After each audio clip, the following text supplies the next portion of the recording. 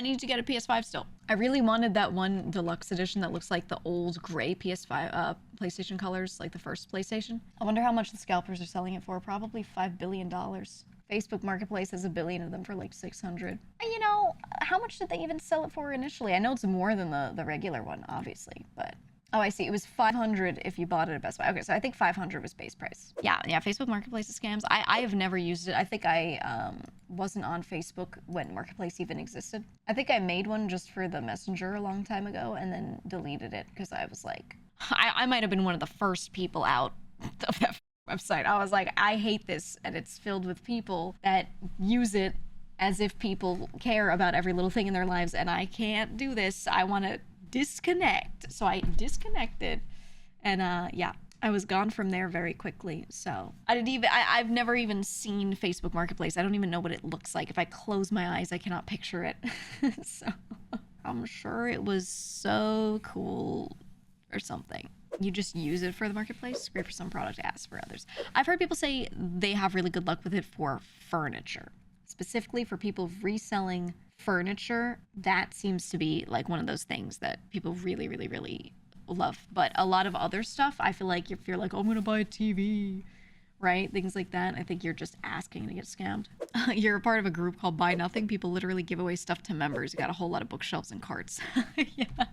Yeah, I mean, there's nothing wrong with it. I just couldn't be on that website because people would just, I don't know, they would sit there and post every little thing about their lives, and I felt like it was getting unhealthy really early on. I just didn't like that people were oversharing. Everyone would post every little thing about their kid. They would post pictures of their kid, and I was like, I want to just see them occasionally and catch up. I don't want to be reminded of this all the time. It's too much information for my brain. My brain doesn't want to handle this influx of so I just wouldn't. Is that most social media?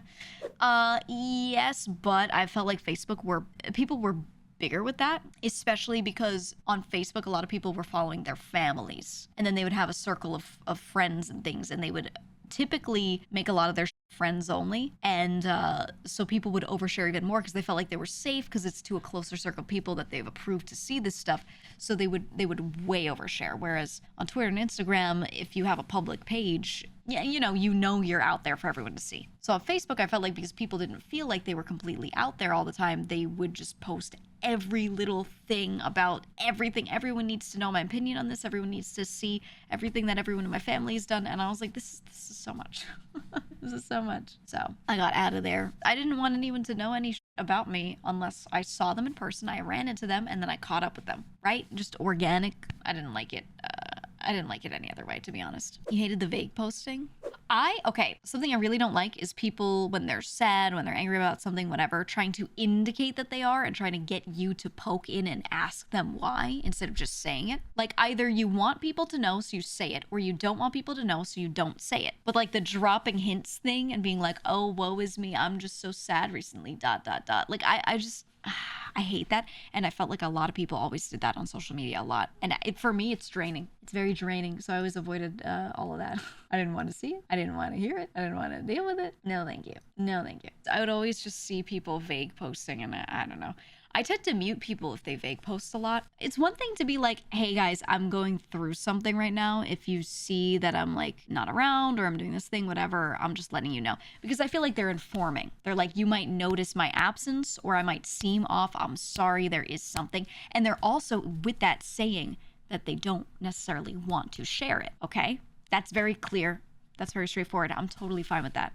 But when they're like, all these snakes in the grass, and as I walk around and I keep almost stepping on them, ...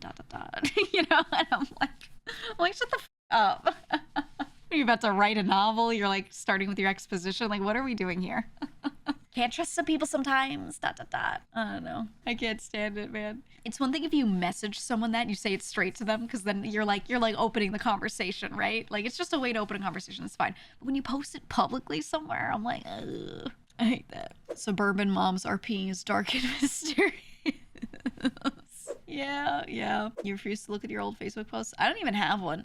I don't think I could go and look at anything. I nuked that so many years ago. You can still deactivate them now, right? Like, or not just deactivate, you can completely delete them now? Or do they make it so you can only deactivate? Do they even have that? I don't know, some sites you can't even get rid of stuff. You vent on your social media all the time doesn't mean you expect anyone to give it just helps you personally. Yeah, I will stand on it that I hate that I hate seeing it. or make an inner circle that you post it to, or like if it's a site where you do that, or have an alt thing or whatever. I just personally can't stand it. I don't like it.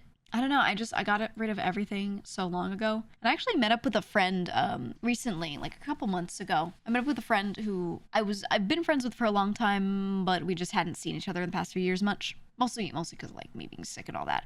But you know, she texted and she was just like, hey, I haven't seen you forever. Let's go do something. I was like, okay. And we went and ate food. We're sitting around talking and she was like, you know, many years ago, you deleted all your old and we all thought you were like dead. Like, she was like, someone at some point was just like, where's she been? And other people were like, maybe she moved. I don't know. And I was like, perfect. That's what I wanted. Because the thing is, there were a lot of people that I liked, but I just didn't have the time to do things with everyone. I was working a lot and I just needed to disconnect. And if you keep trying to hold on to it, like, oh, I'll see this person once every 3 months just to make sure that we maintain a relationship just cause, what's the point, right? What's the point? Just cut it off. I was relieved that they just kind of forgot. Tell her you're dying when you live. Yeah, I did. I kept her, she's a closer friend of mine, so I kept her updated a bit more. I didn't tell her the extent of my medical issues, but she knew that I had some, you know, like she was aware. But yeah,